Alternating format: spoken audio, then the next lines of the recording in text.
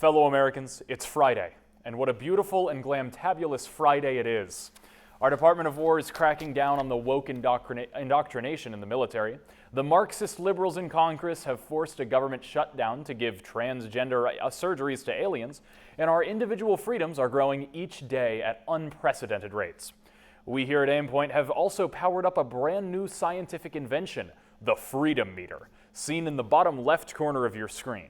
Powered by patriotism and not by the Colombians in the basement, this next-generation tracking device will display in real time as we cover the news how your freedoms have increased or decreased. Now, really quickly, before we dig into this week's news, I'd like to tell you all a story. A story of a man named George Washington. Maybe you've heard of him. He had a dream of a free nation and had the strength and the willpower to fight for that nation. In the face of unprecedented tyranny from the government who refused to extend basic liberties to their people, George Washington did not fold and he did not back down. He picked himself up, picked up a rifle, and fought back. This country was built on revolution, and this country will live on through revolution. Each year on the 4th of July, we celebrate the brave Americans who fought against the tyranny of the British government and pushed back against their authoritarian regime. I want you to keep this in mind as you perceive the world around us. Exactly as George Washington did, Donald Trump is fighting back. He is a modern-day Washington, and his administration is a modern-day Revolutionary Army, combating against the woke leftist tyranny facing our nation. That is the only possible way you could interpret my story, and I will not acknowledge any other interpretations. Eric Adams dropped out of the race for mayor of New York City on Sunday in a 9-minute video. I don't know who could ever listen to someone talk for 9 minutes, or who would be arrogant enough to think anyone would listen to them talk for 9 minutes, but Eric Adams is one of the biggest losers in the nation, so of course he would think people would listen to him drone on and on for so long. He's been losing ever since he won his likely stolen election in 2021 as a Democrat.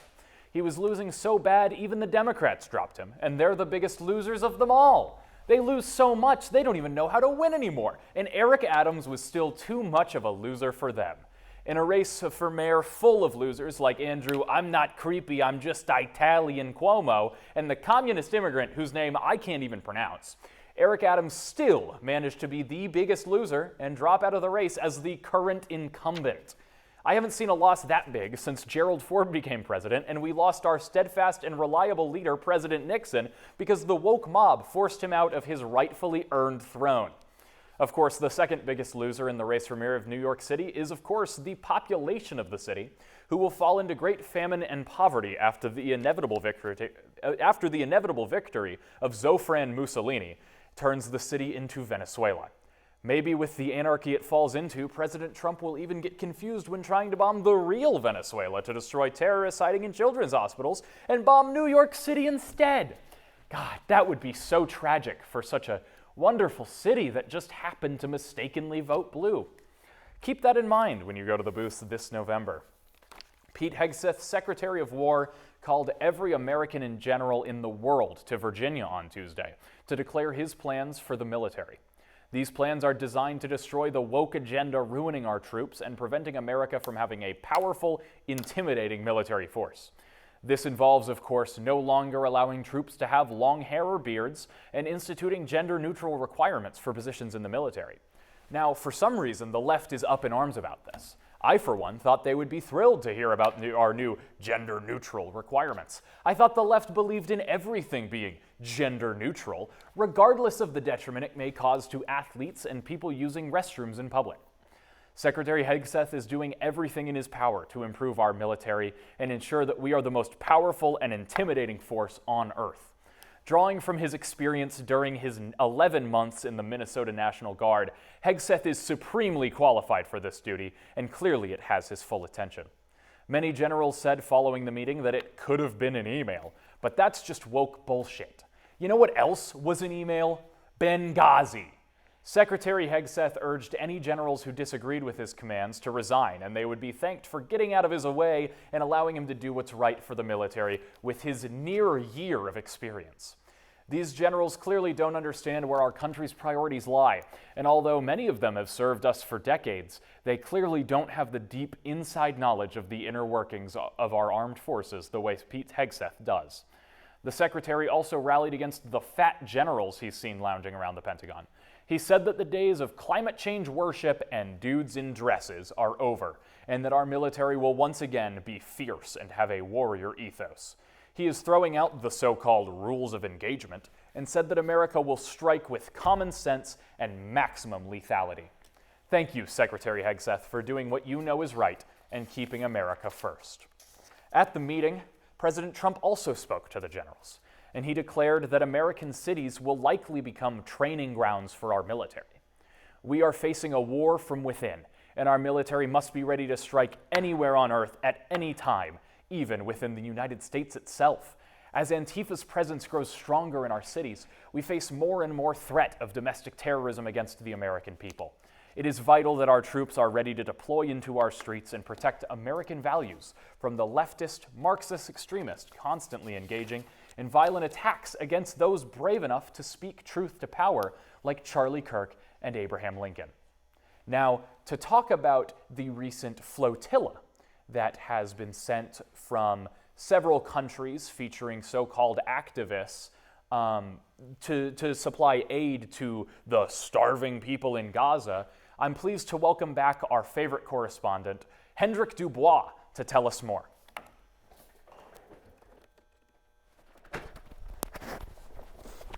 Hendrik, how are you today? I'm doing great, Aristotle. How are you? I'm simply splendid. It's a glantabulous Friday. It is as I said. glantabulous. So, this flotilla, tell me more about it.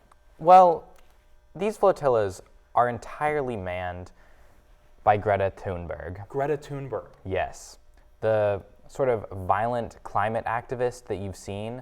Now, I believe that these flotillas, they may be going in under the guise of aid to the starving children. Sure. But I believe they're carrying weapons to further supply Hamas.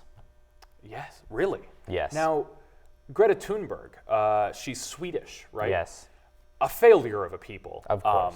That we both know. Yes. You know, the Swedes, terrible tragedy, you know, what's happened to them. It's awful. You know, being taken over by the woke agenda, you know, nationalized health care. Yeah. Greta Thunberg being such an outspoken voice in their government. Mm-hmm. You say she's supplying arms to Hamas? I believe she is, yes. Where is she getting these arms? Well, as we all know, Sweden, one of the biggest gun manufacturers in the world. Of course, yeah. She's just bringing them on down from there. And they say they're giving humanitarian aid. I would not consider weapons for the terrorist organization of Hamas, who keeps striking our beloved Israel for doing absolutely nothing wrong, to be humanitarian aid. Would you? No, of course not. Hamas is a terrorist organization, and it needs to be treated as such. We can't let these weapons. Sorry, we can't let these. This is no laughing matter. I'm sorry. I'm sorry. This is very serious. I'm sorry. We can't let these weapons go to them. It's absolutely. It's awful. It's unacceptable. Yeah, I mean, they've constantly been striking against the poor, defenseless Israeli cities. Exactly. They're constantly sending missiles to Tel Aviv, and you know, Israel has a right to defend itself. Yes. And it has no choice but to defend itself. Yes. Proactive defense, as I like to call it. That's a good word. I like that. Proactive defense. That's Yes. exactly what Israel has been doing. You know, I think it's the future of warfare, really. It is. It's exactly what Secretary Hegseth is bargaining for in America. Exactly. You know, a strong first strike, a counter strike before a strike has even happened. Yes. You have to counter the strike before it begins, or, well, you've already lost the war. Exactly. Well, Hendrik, thank you so much for joining us. Thanks for having me on. I hope to see you again next week to tell us more about these horrible things Greta Thunberg is doing. Yes, of course. And, you know, all the other woke extremists. Yeah, well, it's great talking to you. Always. Thank you, Hendrik. Now, Latino singer Bad Bunny has been announced to be playing at the Super Bowl next year. And a lot of outrage has started following this decision. And please excuse me if I get any of this wrong, because I did have to Google who this singer was, because I'd never heard of him. I listened to one of his songs, actually, and I'm not sure I see the appeal. At first, I thought he was having a stroke. I could not understand a word he was saying, but weirdly enough, it made perfect sense to my housekeeper. Anyway, I can't imagine why the National Football League, the organization for the most American sport in the world, would book such a nonsensical nobody to play the biggest stage in, well, the universe. That's why I'm starting a new campaign. Hashtag Luke Combs Super Bowl LIX to get a God-fearing Republican American man on that stage and show the world how the South does things.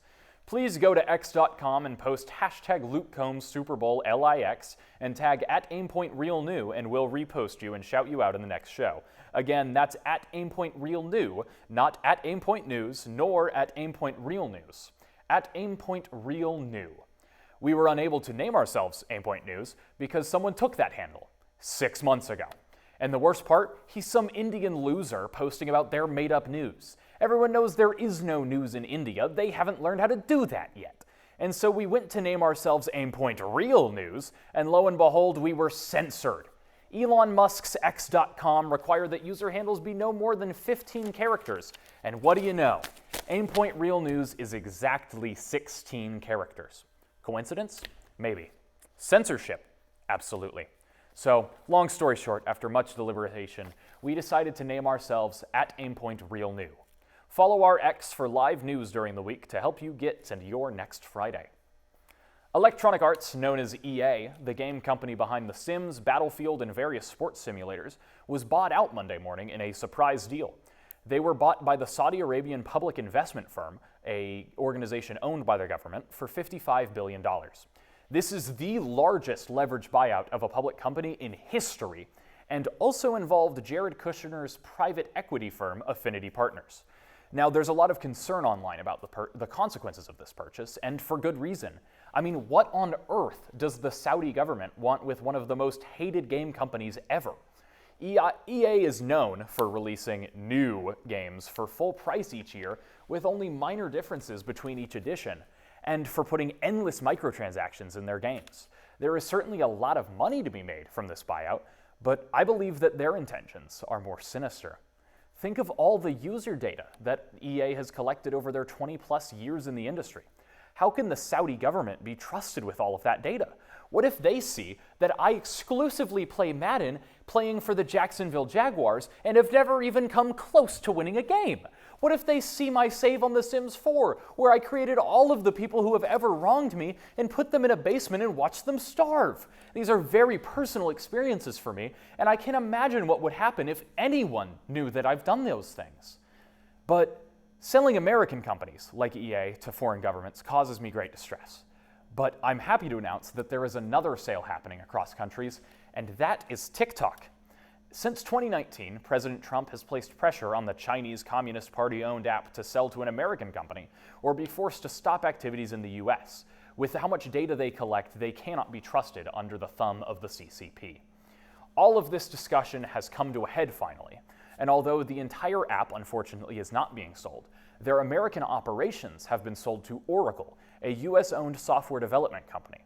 Now, this will of course protect our precious data from the communists in the East and ensure the media that American people see is truly patriotic. This is good news. The president of the Church of Latter-day Saints, Russell Nelson, died on Saturday at 101 years old. He was believed by the church to be a prophet, and his death was even recognized by President Trump, with the president calling Nelson a physician, literally and spiritually, and saying that he will be greatly missed. It is believed that the reason Nelson was able to live so long is because of how strictly he followed the Book of Mormon and its teachings. By avoiding caffeine, alcohol, and monogamy, he was able to outlive the oldest man that anyone has ever seen, Jimmy Carter. And I think that the lesson of his life, the story of his life, is a lesson for all of us hoping to live long, happy lives. You've heard the saying, happy wife, happy life. But I'm here to tell you that's wrong. The real solution? Lots of wives, lots of lives. Nelson is survived by Wendy, Tammy, Mary, Lisa, Tiffany, Sue, and Jennifer, as well as at least half of his 400 grandchildren. Incredible work is being done by our representatives in Congress. Not! The woke left has forced the government to shut down for no conceivable reason. They insist that Republicans are cutting Medicaid and destroying lives, when all they're really trying to do is keep the criminal aliens trying to destroy America out of our great nation. The liberal elite wants to give these violent criminals transgender surgery so they'll vote for the Democrats. Donald Trump highlighted this clip from a press conference with minority leaders Chuck Schumer and Hakeem Jeffries. Let's take a look. Look, guys, there's no way to sugarcoat it. Nobody likes Democrats anymore. We have no voters left because of all of our woke trans bullshit. Not even black people want to vote for us anymore. Even Latinos hate us. So we need new voters. And if we give all these illegal aliens free health care, we might be able to get them on our side so they can vote for us. They can't even speak English, so they won't realize we're just a bunch of woke pieces of shit, you know, at least for a while until they learn English and they realize they hate us too. Now, as you can clearly see, the Democrats do not have your best interests at heart and want nothing more than to release anarchy and crime into our nation in order to gain power for themselves. This government shutdown is nothing more than a publicity stunt. Thankfully, President Trump, as our great, glorious leader, is using this to his advantage to show the nation how loony the left truly is. National websites have been updated to tell the truth to the American public about the cause of the shutdown, and the president is culling workers from government agencies to cut down on our waste and specifically targeting Democrats. That is what happens when you vote blue, folks.